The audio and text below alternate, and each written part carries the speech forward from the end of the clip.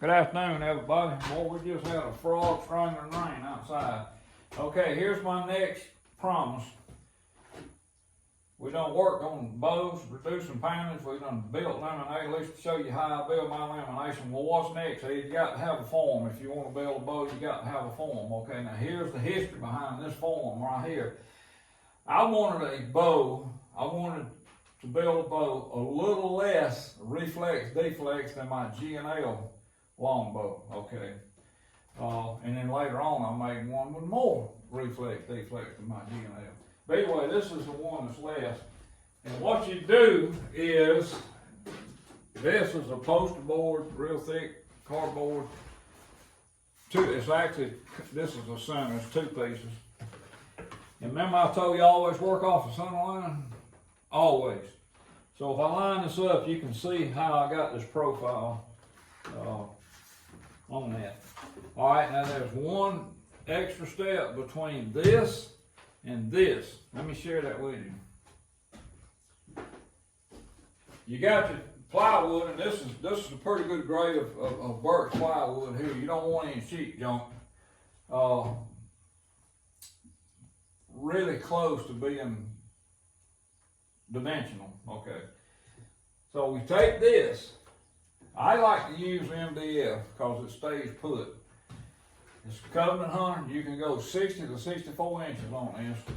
Well, you go to your center line, lay it down, and you scribe. You cut this out, and now you got the left side, and you flip it over, and you got the right side. And you work off that center line. All right, now I got my piece of plywood here. So I lay this on there, get it square from off the bottom, right there.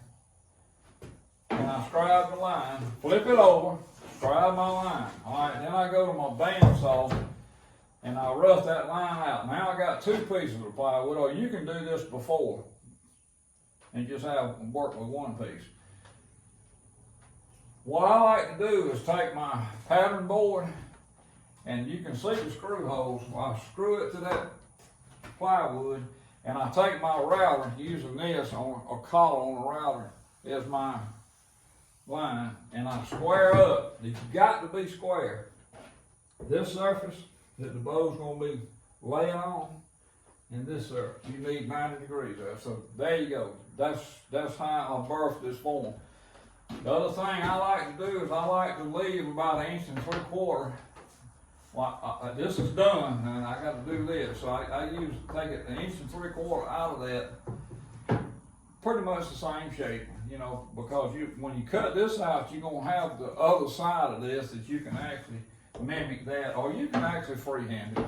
I'll take it. I got 11 forms, and sometimes I just lay it down and I freehand, and because this is not important as this. Okay, that's that. Well, here's how you do this. Okay, I glue up my lambs. I don't use nothing but smooth on because it's good stuff. Gonna wax this thing. I mean a good coat of Johnson wax, top and bottom. Then I'm gonna put saran wrap from one end to the other. Then I'm gonna take my stack, my glass, my wood, my glass, and put in here. Then I like to use a fire hose. The fire hose will go on top of that stack after I put another layer of saran wrap on it, keep glue off of this. Okay. Pump it up to 60 psi. I'll put the form together and pump it up to 60 psi, and it's ready for the cooking. Two ways you can do this cooking. One, you can build an oven that your form will fit in, and I got one.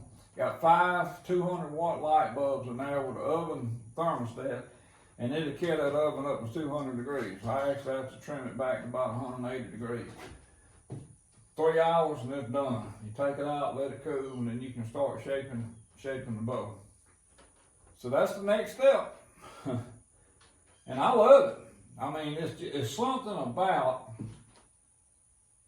building your own bow Well, and that don't matter. I mean, it can be a self bowl, flat bowl, whatever that you whittle out of a hickory tree or Osage stave or something. But when you build these, it's the same effect. You get a lot of enjoyment out of building your own bow. And when you pop that first critter, put meat on the ground, it's worth every minute. Amen. God will bless you with stuff like that. He's so good to me. He's so very good to me. But anyway, I hope that's kind of got you started. If I can do anything else, just let me know.